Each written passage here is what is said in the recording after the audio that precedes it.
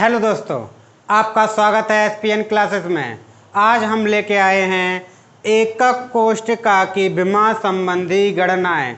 पिछले लेक्चर में आपने देखा होगा जो विमा संबंधी फॉर्मूला था उसका हमने ज्ञात करा दिया था। तो यहाँ से देखें विमा संबंधी फॉर्मूला जो घनत्व निकाला था हमने, क्या निकला था, D बराबर Z into M upon N A into A q. ये आपने पिछले लेक्चर में ज्ञात कर लिया था। यदि आपने पीछे वाला लेक्चर नहीं देखा है तो कृपया करके पहले पीछे वाला लेक्चर देखें, उसके बाद एकक कोष्ठिका की विमा संबंधी गणनाएं देखते हैं। अब यहाँ से क्या देखा है, आप जब भी ध्यान रखना,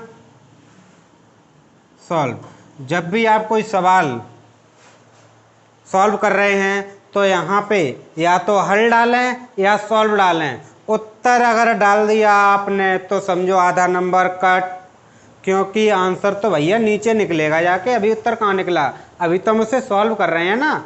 तो यहाँ से सॉल्व देखें, क्या दिया गया, एक्स किरण विवर्तन अध्ययन द्वारा पता चला कि तांबा इतने सेंटीमीटर कोष्ठिका के कोर के साथ FCC एकक कोष्ठिका के रूप में। अब यहाँ पर एकक कोष्ठिका कैसी आ गई, FCC। तो FCC में क्या होता है,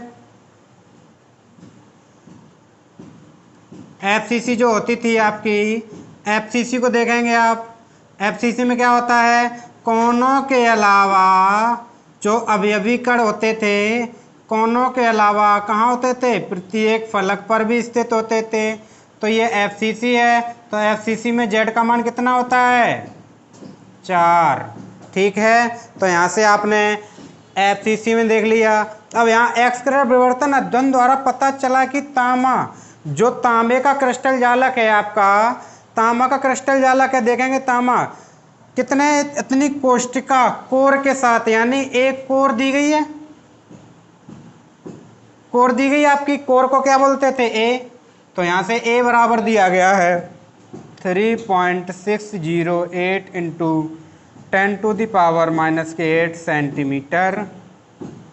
उसके बाद देखते हैं FCC एकक कोष्ठिका के रूप में क्रिस्टलीकृत होता है।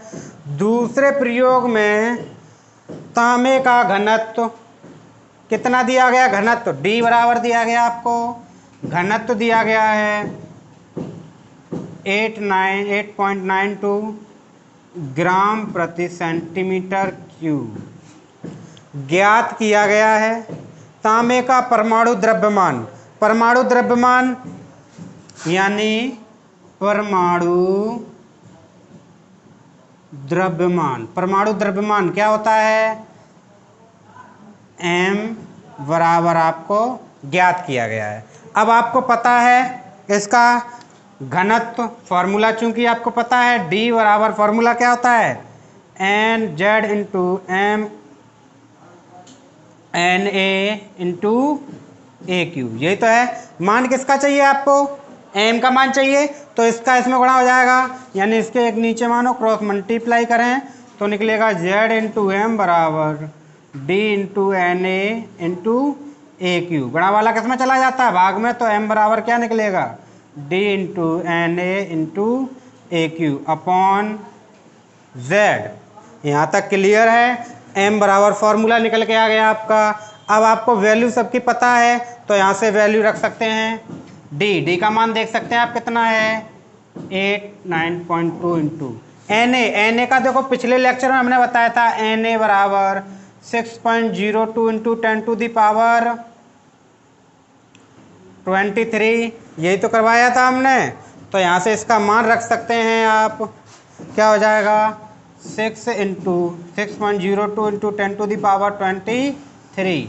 उसके बाद A का मान देखें आप कितना निकाल चुके हैं, 0.8 इंटू 10⁻⁻8 का क्यूब अपॉन Z का मान देखें कितना है, 4।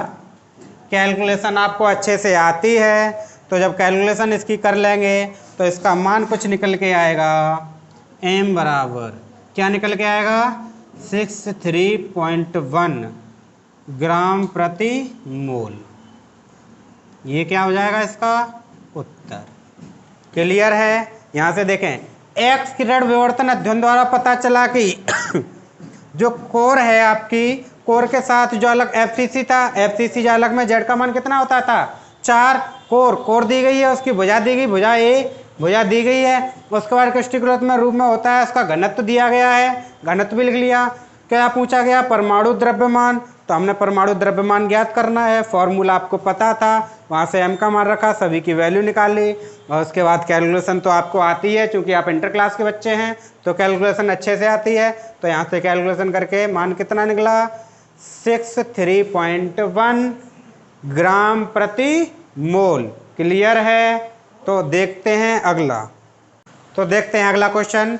सिल्वर एफसीसी जालक, एफसीसी है, जालक कैसा है आपका एफसीसी के लिए जेड का मान 4 आता है, बनाता है। एक्स किरण विवर्तन अध्ययन द्वारा पता चला, प्रैक्टिकल हो रहा था एक्स किरण विवर्तन अध्ययन का, पता चला कि एक कोष्ठिका के कोर की लंबाई दी गई है, तो इसका मतलब ए का मान दिया गया है। कोर की लंबाई कितनी है 408.6 pm। उसके बाद देखेंगे यहाँ से pm में है, इससे किस में चेंज करें मीटर में, तो 1 pm बराबर कितना होता है 10 की पावर माइनस के 12 गुणा हो जाएगा, तो ये हो जाएगा मीटर में चेंज। ठीक है। उसके बाद देखेंगे सिल्वर का घनत्व ज्ञात करना है, डी का मान जो है आपको क्या करना है ज्ञात करना है। परमाणविक द्रव्यमान यानी m का मान दिया गया है आपको, कितना है आपके पास m का मान 107.9 म्यू। इसे भी चेंज करेंगे आप किलोग्राम में, तो कितना होते हैं 1000, तो ले जाएगा आपका 1 म्यू में तो 10 की पावर माइनस के 3, क्या हो जाएगा किलोग्राम प्रति मोल। ठीक है। अब यहाँ से देखेंगे डी का मान पूछा गया, क्योंकि आपको पता है डी बराबर फॉर्मूला क्या होता है Z into M upon N A into A Q. तो यहाँ से Z का मान देखेंगे आपके पास क्या है 4, m का मान देखेंगे कितना है 709 इंटू 10 की पावर माइनस के 3 बट्टे एन ए का अवगाद्रो संख्या है 6.02 इंटू 10 टू द पावर 23, और ए का मान देखेंगे कितना है 08.6 की पावर 3। क्लियर है यहाँ तक। क्या हुआ देखें फिर पढ़ें।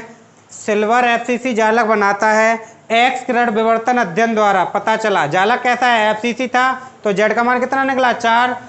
अध्ययन द्वारा पता चला कि एक कोष्ठिका की कोर की लंबाई, ये कोर की लंबाई तो दी गई है आपकी, तो कोर की लंबाई ए बराबर दी गई पिकोमीटर में थी, हमने मीटर में चेंज कर ली।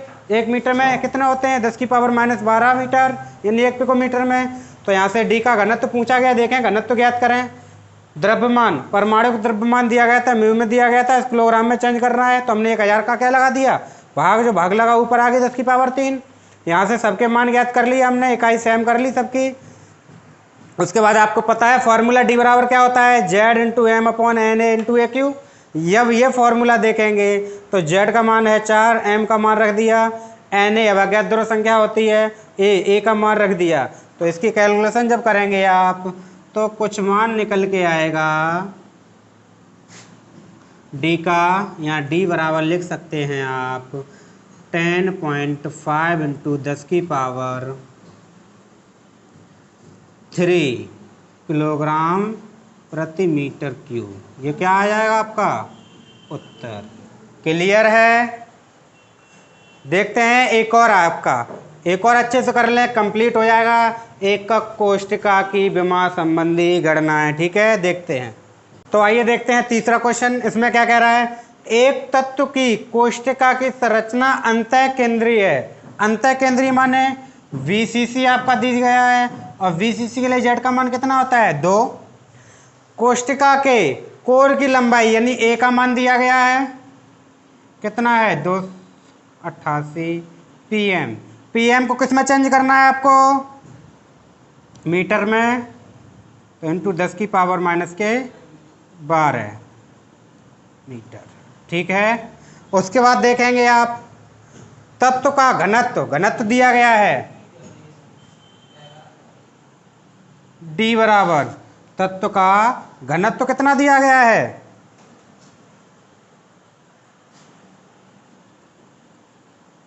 Gram centimetre cube.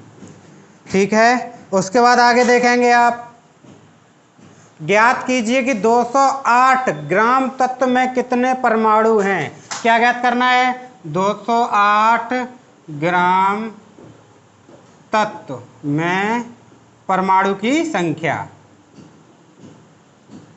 परमाणु बराबर ज्ञात करना है आपको। यहाँ से देखें जो जो चीज़ आपकी दी गई थी वो हमने यहाँ से लिख ली।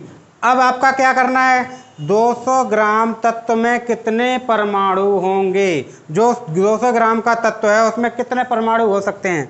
तो उसके लिए पहले हम एकक कोष्ठिका है उसका आयतन ज्ञात करें। तो एकक कोष्ठिका का आयतन ज्ञात करो, एकक